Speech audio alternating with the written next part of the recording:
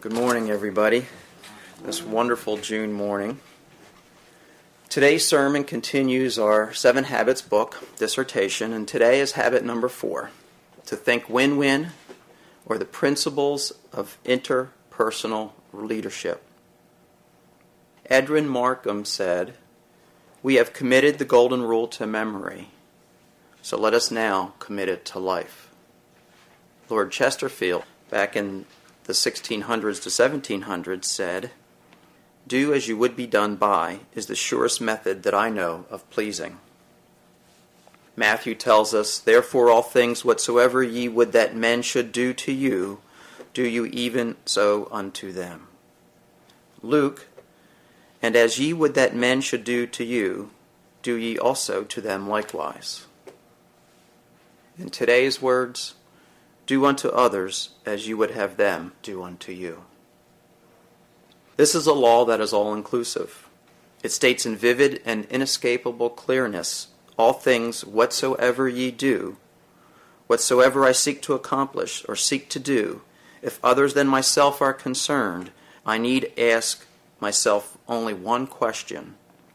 Would I desire that any others should do unto me that which I am about to do or engage in? I repeat, would I desire that any other should do to me that which I am about to do or engage in? This law of doing unto others is a direct command. From it we learned what we should do and for others, and that we can best promote our own best interests when we work in harmony with this law. Furthermore, the law of action and reaction tells us what will be the result if we fail to comply with the law of doing unto others. In any event, we shall, unfailingly, be repaid or have returned to us that which we have sown when we failed in doing unto others as we would have them do unto us. This law, like all laws, is dual in nature. On one hand, it demands that we refrain from doing anything whatever that will work to the detriment or injury of another. On the other hand, it decrees that in all affairs of life, whether in relations, in business, society, or politics, we must refuse to allow anyone to usurp our rights and privileges or take undue advantage of us. Dr. Clymer stated that if humanity obeyed the golden rule, then St. John's heaven would be established on earth and brotherhood would prevail. He further goes on to state that all the evils, the miseries and sorrows that beset humanity would be a thing of the past. So long as people disobey by ignoring this law, then, despite any faith they may have, any prayers they may voice, however sincere they may be, they will continue in sorrow, suffering, misery, and failure as a penalty for their disobedience, the reaping of what they have sown. So how does this apply to the 4th habit? Well, to review quickly, habit number 1 in Mr. Covey's book says that you are the creator, you are in charge. It empowers us to say to ourselves, that's an unhealthy program I've been given from my childhood, from my social mirror, from my past life. I don't like that ineffective script. I can change. Habit 2 is the first or mental creation. It is based on imagination, the ability to envision, to see the potential, to create with our mind's eye what we cannot at present see with our physical eyes. It is the deep contact with our spiritual paradigm of the great work, and the vision of what we can become by harmonizing our lives with the divine law. Living habit 3 is the second creation, or physical creation. It's the fulfillment and actualization of habits 1 and 2 in our own personal life. It's the exercise of our independent will toward becoming principle-centered. It is the day in, the day out, minute by minute, hour by hour doing it. It is living the divine law. It is the great work in action. Now, we start leaving the first 3 habits of independence and the building of the self to now interacting with others.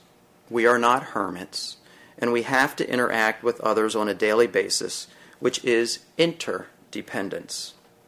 Habit 4 says that whether you are the president of a Fortune 500 company or the janitor, the moment you step from independence, habits 1, 2, and 3, into interdependence in any capacity, you step into a personal leadership role.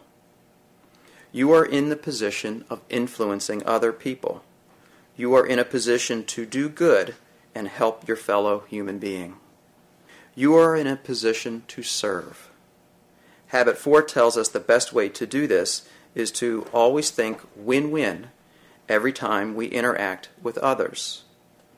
Habit 4 is the first habit of what Mr. Covey calls the public victories.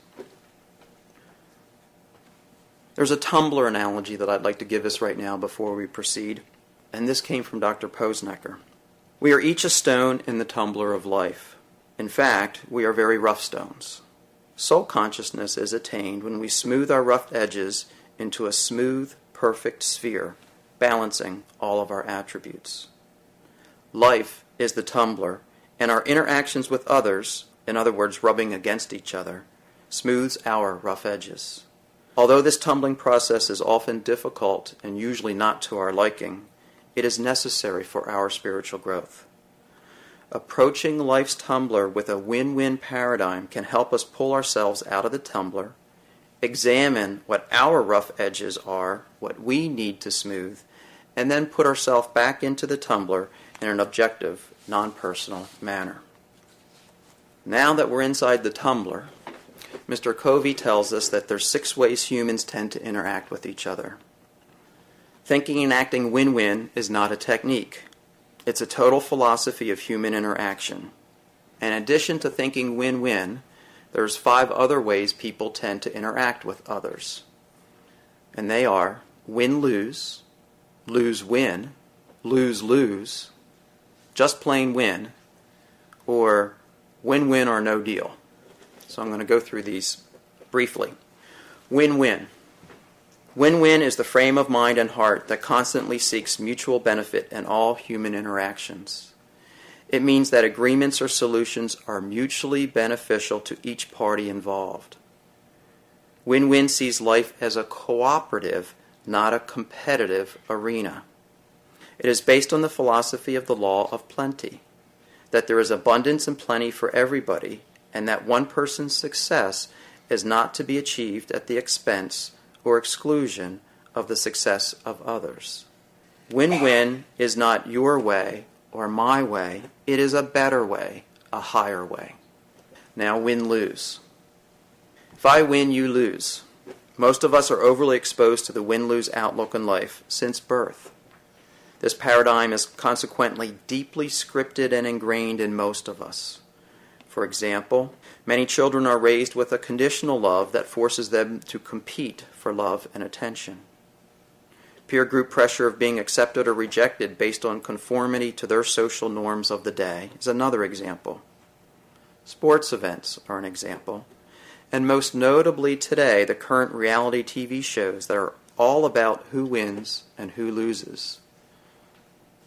For example, in one of the shows, the person who loses has to take the walk of shame after they lose. Clearly, win-lose has its place in a truly competitive, low-trust situation, like the Super Bowl. But most of life is not a competition. If both people in a situation aren't winning, then both are losing. Now, number 3, lose-win. Actually, this is worse than win-lose, because it has no standards, no demands, no expectations, no vision. People who live by a lose-win philosophy are usually people-pleasers and the proverbial doormat. Win-lose people love lose-win people because they can feed on them and take advantage of them. Lose-lose. Lose-lose is the philosophy of adversarial conflict, the philosophy of war. It is the mindset of the highly dependent person without inner direction who is miserable and thinks everyone else should be miserable too. If I can't win, then nobody can win. Number 5, just plain win. People with the win mentality don't necessarily want someone else to lose, nor do they really go for the win-win either. They just care about themselves winning and getting what they want, but there's no sense of contest or competition. It is a neutral win. And number 6, win-win or no deal. This means that if we can't find a win-win solution to a problem that would benefit both parties, we actually agree to disagree. No deal. When you have no deal as an option, you are freed from the attachment to others that can lead to a lose-win or a lose-lose scenario. No deal frees you from having to manipulate others, push your own agenda to the point of dysfunction. With the no deal option, you can honestly say, I only want to go for win-win. I want to win and I want you to win. I wouldn't want to get my way and have you not feel good about it, because downstream it would eventually surface and create a withdrawal from your emotional bank account. On the other hand, I don't think you would feel very good if you got your way and I gave in. So let's work for a win-win. Let's really hammer it out.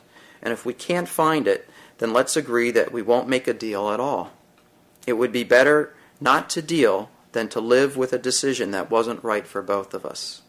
Then maybe another time we might be able to get together and try again. Now, which of these 6 paradigms is the best? It depends. Many people, many executives, managers, and parents swing back and forth on a pendulum from the win-lose in consideration to the lose-win overindulgence. Let me repeat. Many of us swing back and forth on the pendulum from the win-lose in consideration to the lose-win overindulgence. When they can't stand the confusion and lack of structure, direction, and expectations and discipline of the lose-win scenario any longer, they swing back to the win-lose until guilt undermines the resolve and drives them back to lose-win, until anger and frustration drive them back again to win-lose. Most interactions with others will be best served by the golden rule, win-win.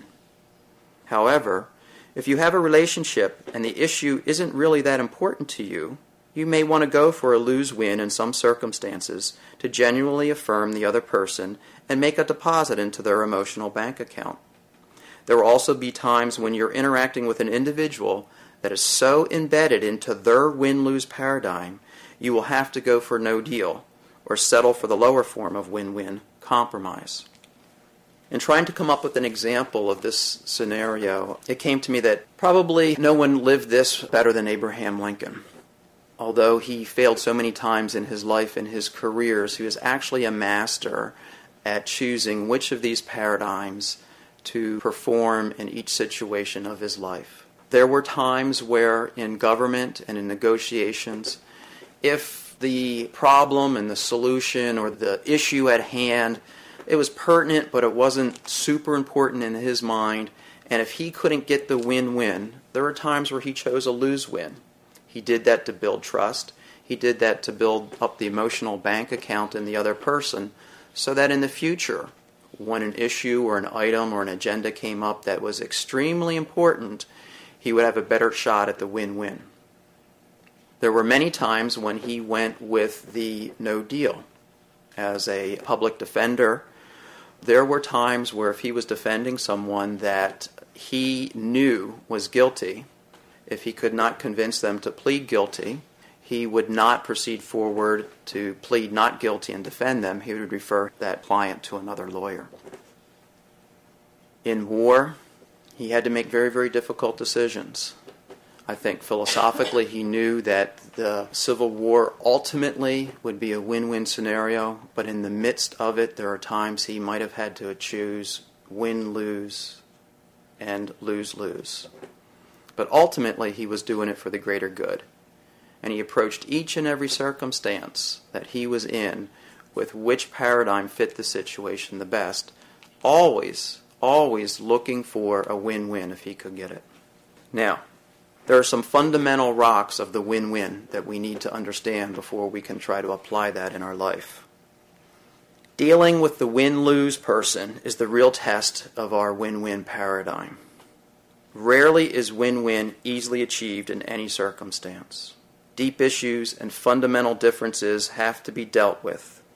However, the very process of trying of trying for a win-win is a tremendous deposit into the emotional bank account of the other party and is yet another step toward your spiritual advancement. You are leading by example. Because win-win is a principle people can validate in their own lives, you will be able to bring others to the realization that they will win more of what they want by going for what you both want. To be able to approach life and human action with the win-win paradigm requires a strong foundation, not a weekend seminar on a how-to technique. The how-to personality technique is the icing, not the cake. Mr. Covey outlined 3 characteristics that he felt were vitally important for us to achieve a win-win scenario in our life. Number 1, actually embodying the habit to value of the golden rule is the first requisite in reaching win-win in our life. It is a divine law, and it is our Creator's desire as to how we should interact with others. The 3 character traits that he outlines are 1, integrity, 2, maturity, and 3, abundance mentality. Integrity is best defined as living a life of honesty and keeping our commitments. If we don't keep our commitments, we cannot build trust. And if we are not trusted by others, our ability to reach a win-win is severely compromised. Integrity builds trust, which makes win-win more attainable. Maturity. Maturity is the balance between courage and consideration. Reverend Morse just explained courage to us, the courage of the soul. Courage focuses on obtaining your goal. It is the golden egg, and consideration deals with the long-term welfare of the other stakeholders. Han Saxion, a Harvard Business School professor, stated maturity in the following way: the ability to express one's own feelings and convictions balanced with consideration for the thoughts and feelings of others. Maturity lets us focus on the issue at hand, not on the personalities or positions involved. Repeat. Maturity lets us focus on the issue at hand, not on the personalities or positions involved. The abundance mentality, we mentioned it earlier. It is the law of plenty. It is the paradigm that there is plenty out there for everybody, and every individual has the opportunity to access it. It doesn't say it comes easy or quickly, but promises the opportunity to obtain, with proper effort, everything you need at any particular time. Nothing more, nothing less. It removes the black and white mindset that states the pie is only so big and I want the biggest piece at the expense of others. I added a 4th characteristic here, that of graciousness. Graciousness encompasses the soul qualities of being good, patient, kind, polite, and forgiving of the weaknesses of others. The term graciousness signifies the deepest feeling of which the heart of a human is capable. It is greater than love, because one may love and yet be so jealous of the love as to be cruel and destructive. It is greater than friendship, because friendship, however deep, may be based on selfishness.